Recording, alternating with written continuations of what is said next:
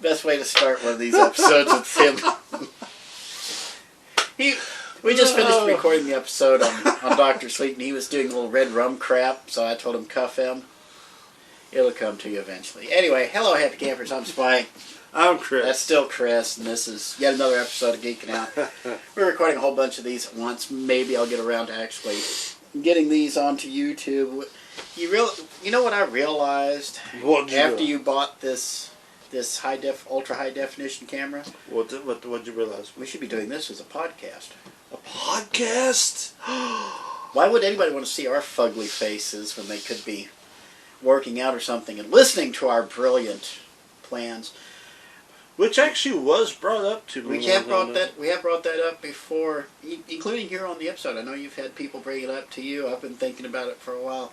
We will have news on that shortly. It'll be popping up somewhere on the Twitter feed if you actually follow Who, What, Where on Twitter. Yes, actually, let us know in the comments. You know what? That's a good idea. You, the viewers, tell us in the comments, would you like to listen to our lovely voices, or would you like to see our ugly faces? Wait a minute. Is there any way to mute both? Yeah. Let us know in the comments what you guys think, okay? Yeah. Podcast, video, both, whatever. Tell us. Alright, now this episode, aside from begging for comments and likes and subscribes and all that other stuff, it's down underneath the screen, by the way. Unless you're streaming on a Roku or something, in which case you have to actually press down and the little screen pops up and you sit there and you can make your decisions and stuff. But speaking of streaming, this episode we're going to be talking about two streaming services that you probably don't have that you should, or at least check out, and two streaming services that you have that you probably should not. So, and it's not Netflix. I've already gave my speech on Netflix. Now, did I say? I don't need to hear this again. a couple of episodes ago, did we discuss my Hulu and Disney Plus decision? Yes, we did discuss that. I have decided to drop Hulu and keep Disney Plus because originally I was first looking at it. I was thinking about just dropping Disney Plus after the free week trial and then keeping Hulu. But quite frankly, I only watch Hulu for the WWE. And they've been sucking wind here recently. So I'm just going to put Hulu down for a little while.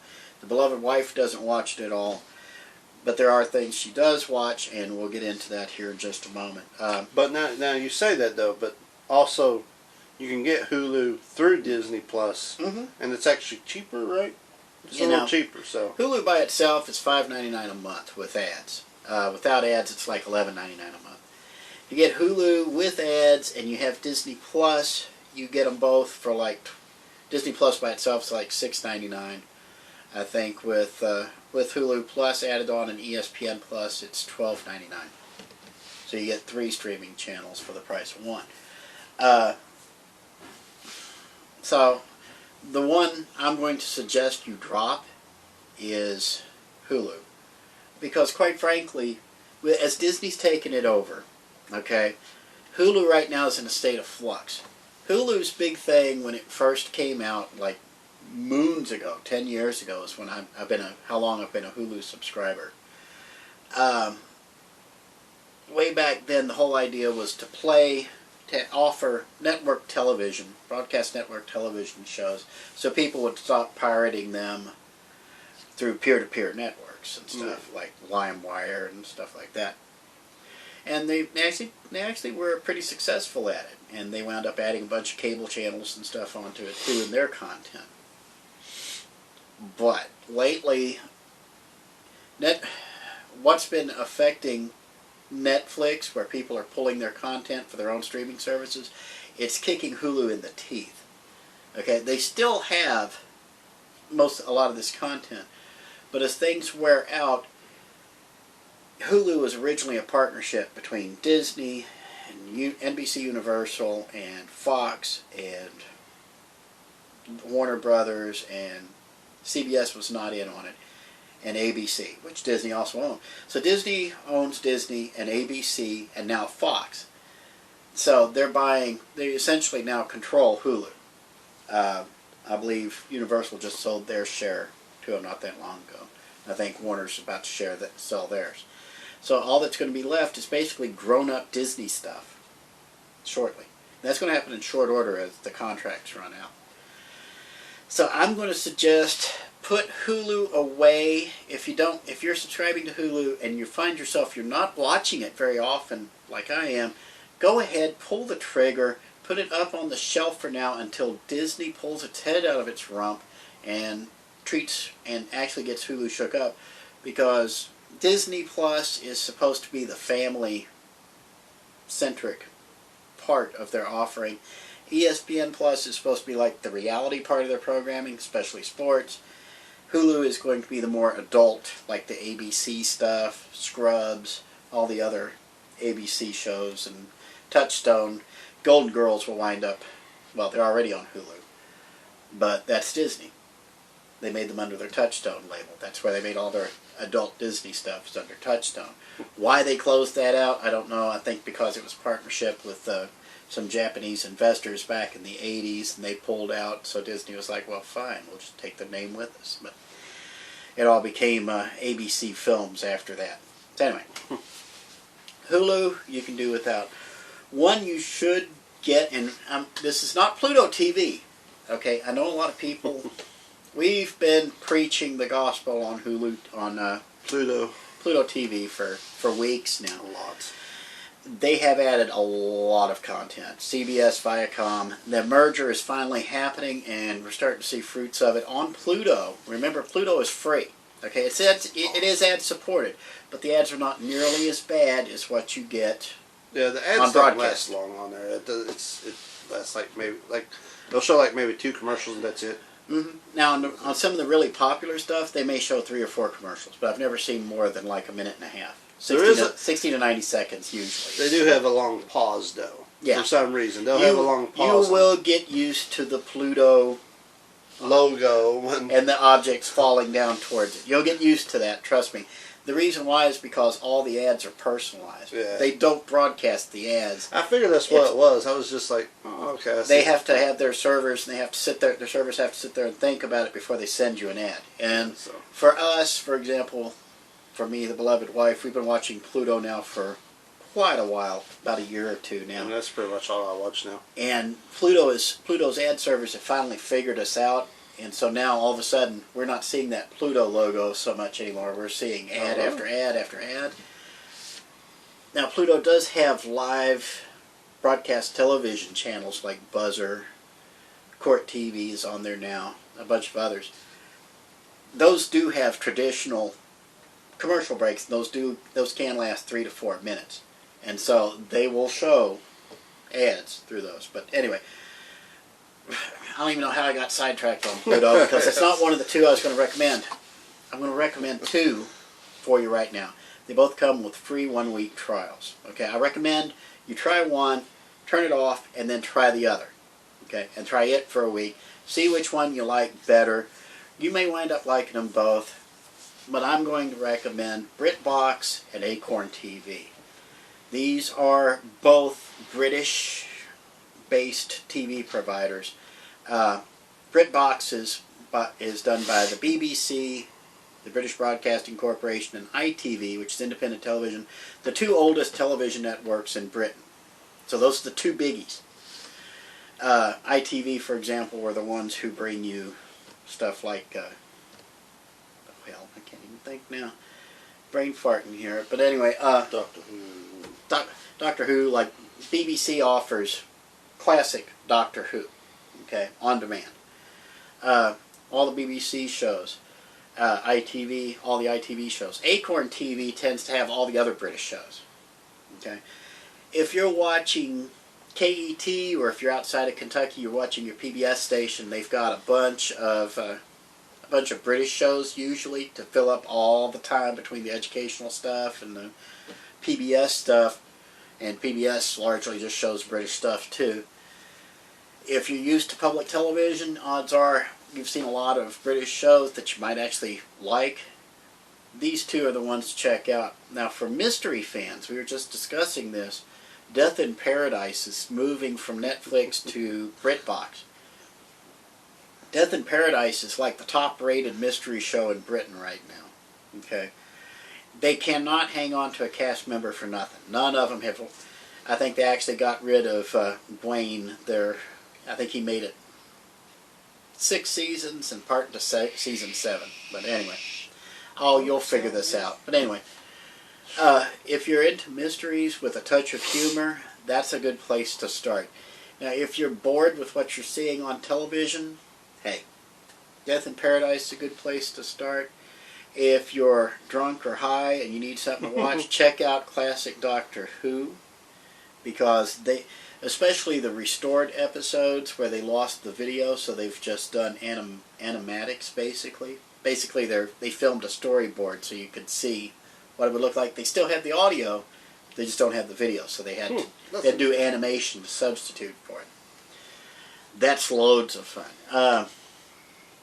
And the episodes that are restored are not on Pluto. Pluto does show some of those, but they don't offer them on demand. If you're looking for a heavy drama, or you're looking for a mystery that's got a lot of meat to it that you want to get into, Broadchurch. That's also on BritBox. There's going to be, if you're a mystery fan, there's mystery before Broadchurch, and then there's mystery after Broadchurch. You will not look at things the same way after you watch that film. And that also has David Tennant, one of the Doctor Who's in it, because it's British. All British stuff has at least one Doctor Who alumni in it somewhere. Sherlock Holmes. Yeah. So Sherlock is on BritBox. A bunch of anything that's done by the BBC or the ITV is usually going to turn up on BritBox. Now the other one is Acorn TV. It's actually a little bit older than BritBox. It's run by a company called RLJ Entertainment. Essentially, that's the guys who own, I believe, Channel 4 in Britain. Somebody will let me know down in the comments if I got that wrong. But anything that doesn't belong to BBC or the ITV and is British is most likely over on Acorn TV. But Acorn TV also has stuff from France. They have Dutch television shows. They have Australian shows, New Zealand shows. We were just discussing one show that's on Doc Martin. If you're a Doc Martin fan at all, that's on Acorn. They are showing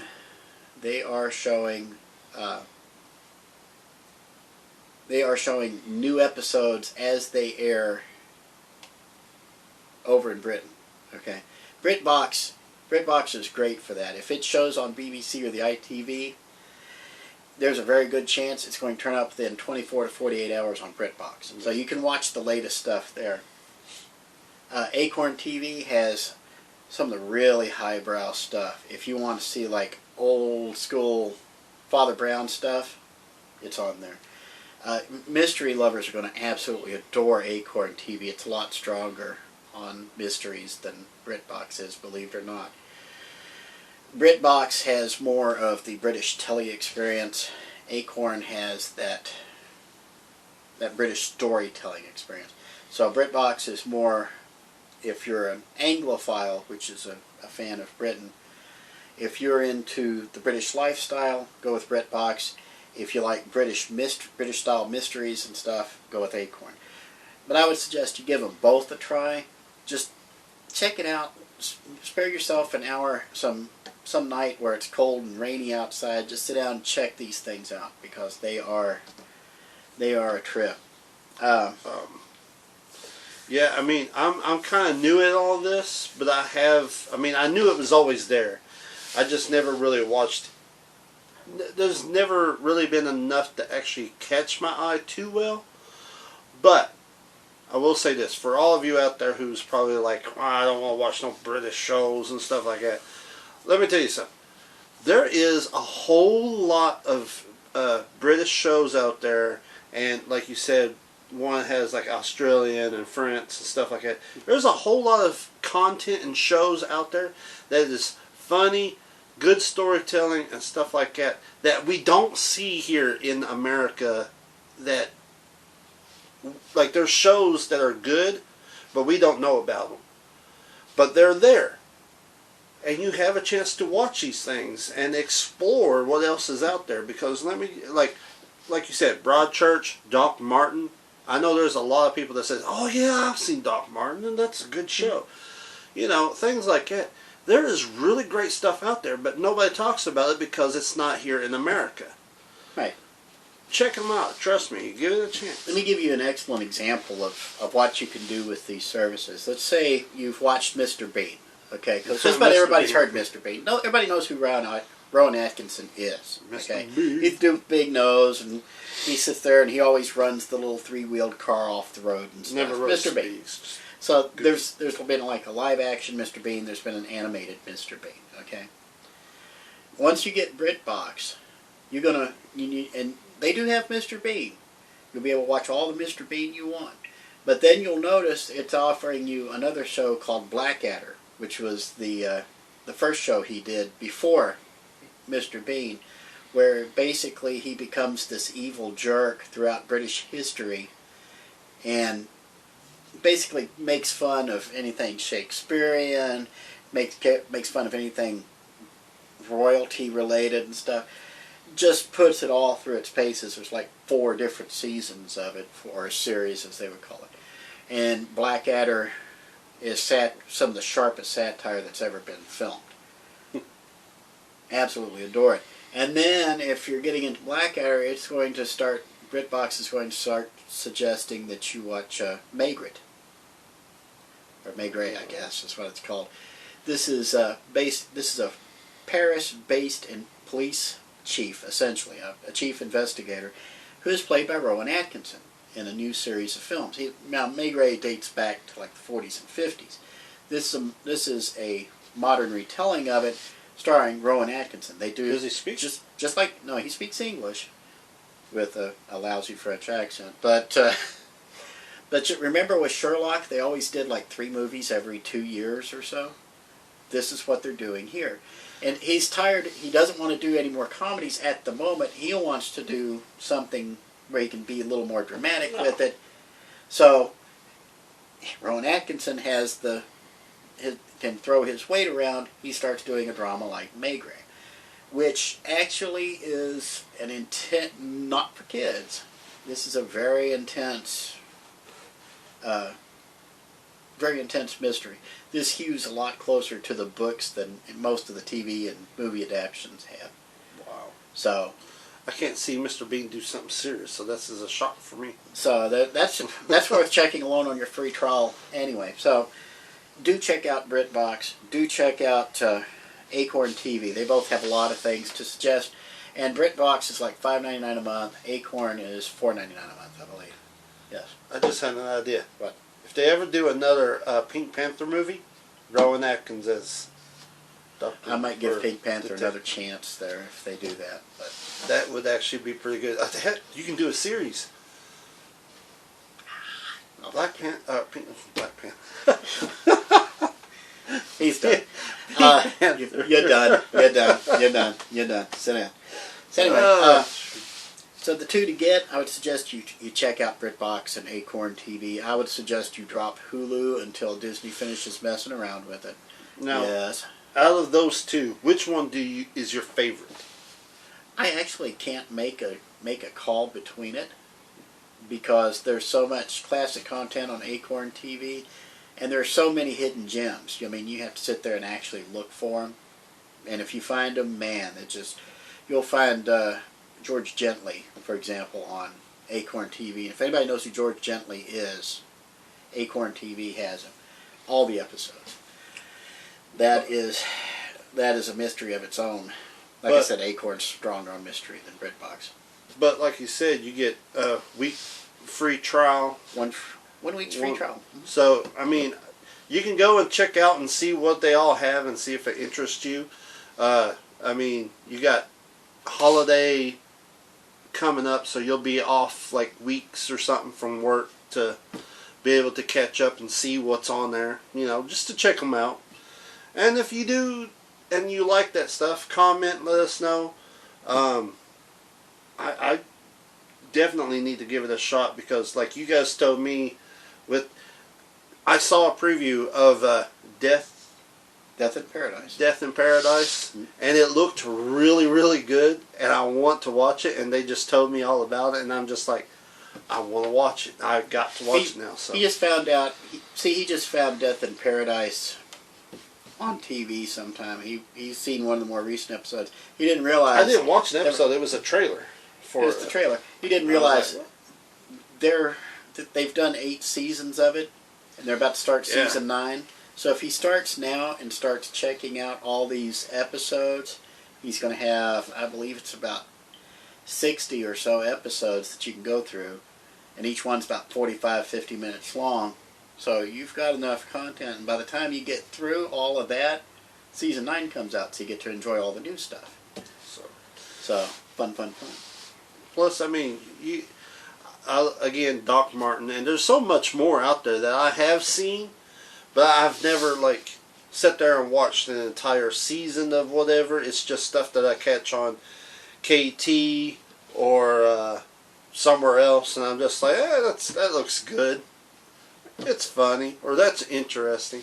And I'll watch it and be like, and then all this, these streaming services come up, and it's like, I can watch them all on that. Like, I love Doctor Who. I used to hate Doctor Who. Everybody loved Doctor Who, and I didn't understand why. I just didn't understand it until I watched an episode with David Tennant, which is why now I am a huge fan of David Tennant. But I saw an episode there, and I just I got to watch Doctor Who. Like, it just blew me away. It's goofy, stupid, funny, and intelligent all at the same time, and I'm just like, I want more of this. Give me more. So, British people can do it. I mean, look at the Monty Python stuff. Great stuff. Shakespeare was writing great dramas before the United States even founded, so it's long before then, as a matter of fact. So they've got a long storytelling history. That reminds me, we were talking about PBS and KET. One more thing. You want the PBS app. Okay. The PBS app, they do have a few free things on there, but if you're donating, like here in Kentucky, if you're donating Kentucky Educational Television, KET, or to your local PBS station, they will offer something called Passport. Basically, you'll be able to tell PBS, hey, I donate through them, this is my information with them, and they'll find a way to verify it with PBS. All of a sudden, all the PBS stuff becomes available to you. Okay? Wow. So if you like nature, if you like great performances, if you like Masterpiece or Mystery or any of the other shows, suddenly they're all available that you can watch pretty much anytime you want, usually 24 hours after it airs on PBS.